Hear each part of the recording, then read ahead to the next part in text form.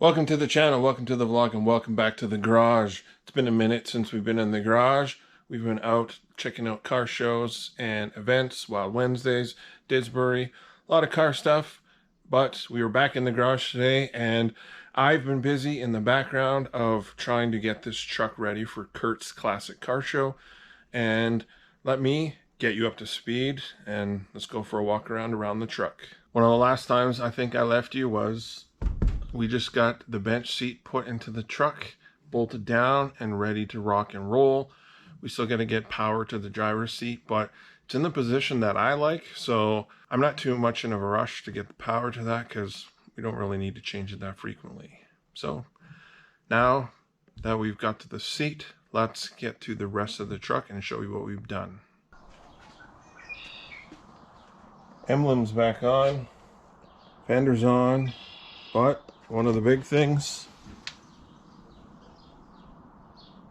the inner fender is on now. I was checking clearances to make sure that these wheels would fit. Coming around to the front side, bam!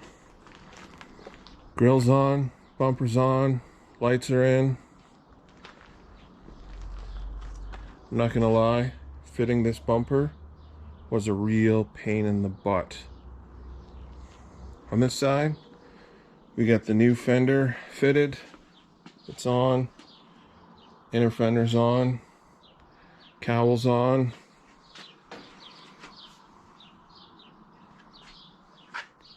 Doors half painted.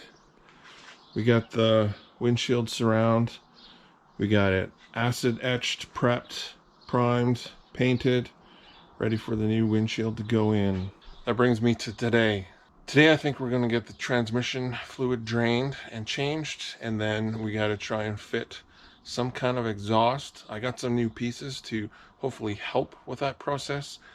Then that kind of gets everything underneath the truck dialed in and set where we need it, as long as we can get the exhaust put on today. So without further ado, let's crawl under the truck.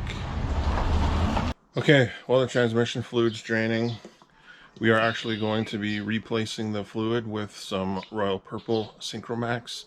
This is what was recommended for the transmission that's in the truck. If you're going to do this yourself, make sure that you look up the specs of the proper fluid for your transmission before changing it out. It's quite a simple process. Let me crawl under the truck and I'll show you how it kind of works. So my transmission, it's an NV3500. It's got the drain hole and the fill hole. Basically all you do is open this one up, let all the fluid dump out and drain out. Once it's all drained out, put the plug back in, fill the top hole until the fluid's pouring out the top, put the bolt back in, and you're done. Simple as that. The Royal Purple fluid has been installed, everything's buttoned up and cleaned up, and there's the fluid changed. One more thing off of our list to do now. Let's try and fit this exhaust. I got some new pieces.